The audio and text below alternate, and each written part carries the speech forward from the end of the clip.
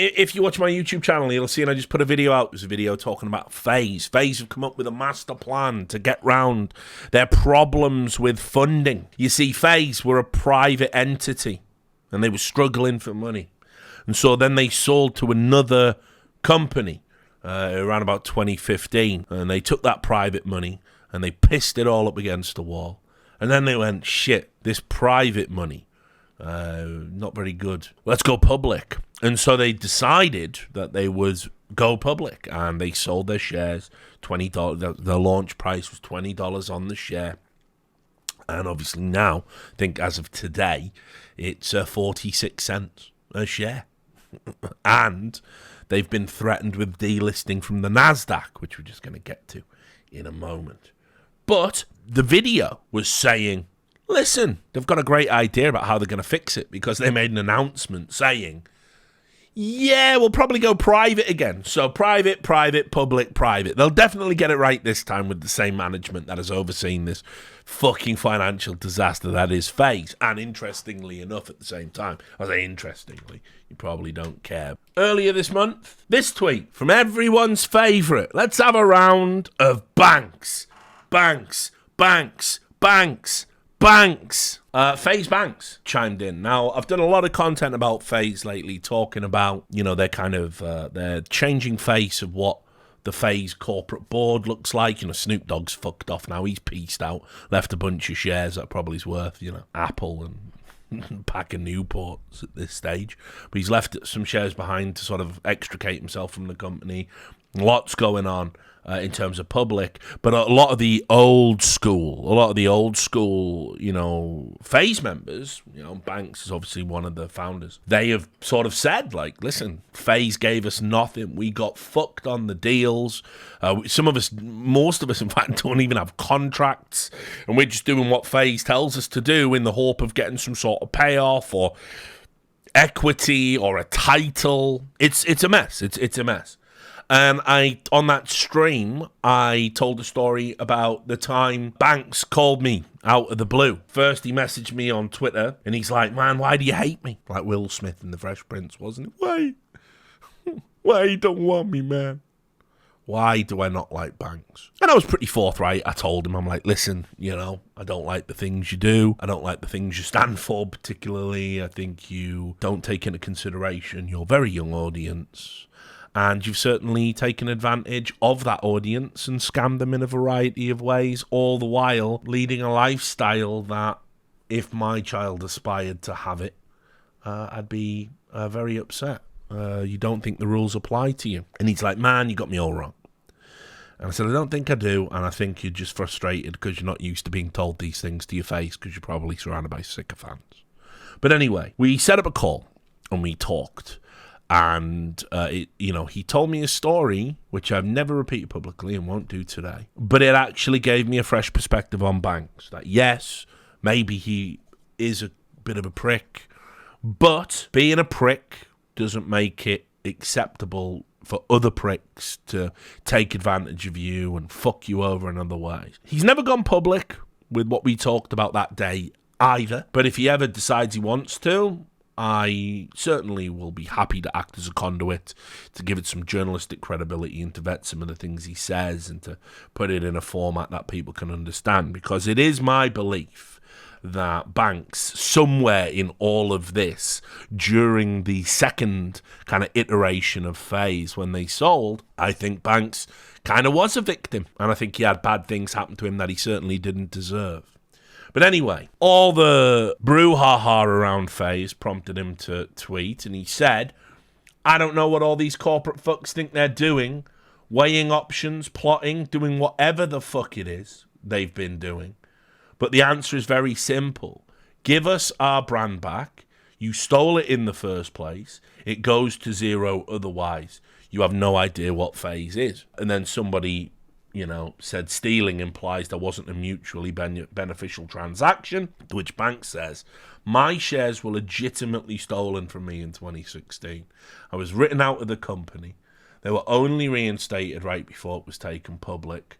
Point being, I legally haven't had any say in how this company operates or the decisions it's made for the majority of its existence. And you can see as well, I think you signed papers for the shares.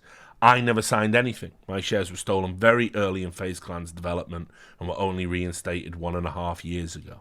So, he's definitely got a valid grievance based on what he told me, taking it at face value. But anyway, I thought this was interesting because publicly, FaZe are saying we're going to have to change the way we're financially structured. We're about to be delisted. The share price continues to plummet. And Banks is saying, listen, we'll keep giving you negative headlines and bad press until you make restitutions. And I think FaZe, if memory serves me correct, they tweeted out a statement, I believe, that said something along the lines of, we know we haven't been the FaZe that you know and love, and blah, blah, blah, and we're going to do better. So, okay, cool. So anyway, interestingly enough, one of the things that I said when we initially reported about them getting delisted from the NASDAQ, potentially, which I thought was a little bit over-exaggerated at the time, was that they could do a reverse stock split. I don't know anything about stocks or shares. Line goes up, line goes down. Money goes up, money goes down. Richard doesn't care. It's incredible, really. I did study economics. I know this is it's so... I'm embarrassed. I can tell you about Keynesian economics, and I can tell you about things like the marginal propensity to consume and all this other jargon shit. But when it comes to the practicalities of applying it in the fucking real world, I just don't know any of it. And I'm not really interested, and I don't really care about money. It's does the card work when I pay for something? If it does, I've got money in there. If it doesn't, I don't. That's it. But the guy that explained it to me did say they'll do this reverse stock split and it'll put them back in NASDAQ compliance. And he explained what a reverse stock split was. Bless him. It was like showing a card trick to a fucking dog, but he did explain. I went, oh, yeah, okay, sounds good. And then I tried to communicate that secondhand information to you, probably recklessly and irresponsibly on a Twitch stream. But hey, that would still make me the most accurate fucking news source on this hell site. But anyway, they're doing it, apparently. This is according to Tobias Sek over at the esports advocate. FaZe Clan is seeking approval from its stockholders to consolidate the numbers of its existing shares in order to regain compliance with the NASDAQ listing rules. A filing published Friday by the U.S. Securities and Exchange Commission, that's the SEC you've heard so much of, revealed that FaZe Clan's chairman of the board, Daniel Schreibman, probably, will invent the company's stockholders to the 2023 annual shareholders meeting on June 13th on March 1st. The invitation outlines 3 agenda points on which FaZe Clan stockholders will be asked to vote.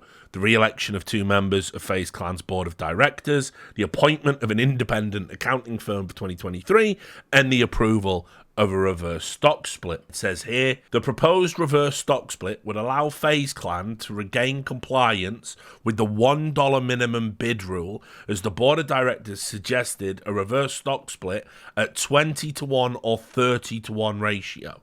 If approved by stockholders, such a consolidation of FaZe shares would result in per share prices jumping to around $11 or $17 at the stock's current market price. While a reverse stock split results in an increase in share pricing, it does not affect the company's market capitalization or address any of the underlying business practice issues that caused the company to lose value in the first place. That's how it works. The other agenda points for stockholders, they have to vote to include the approval to hire a New York-based accounting and advisory firm, Markham LLP, which will become their independent registered public accounting firm for the fiscal year, and the re-election of Mickey Rosen and Ross Levinson, the Arena Group CEO and chairman, as members of the board of directors until the next 2026 annual shareholders meeting. So it looks like they're going to be able to stay on the NASDAQ,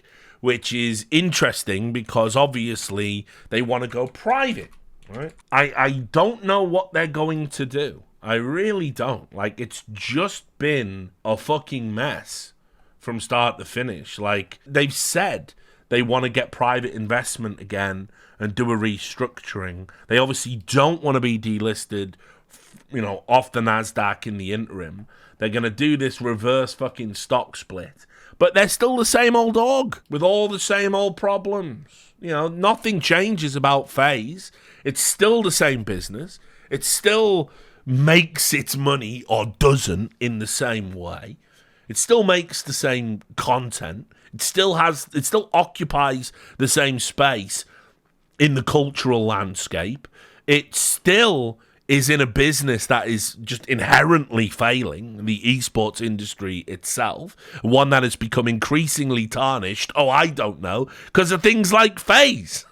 So it's wild to me. I also don't know who'd want to invest in it. My gut feeling is probably Aramco or something like that. Probably the Saudi Arabian Public Investment Fund or the Qataris. Maybe they're looking to buy some stuff, apparently. Just crazy. Now, obviously, because the share price is going to go up, everyone's going to buy the dip. Everyone's going to rush out and buy FaZe stock. Go on, then.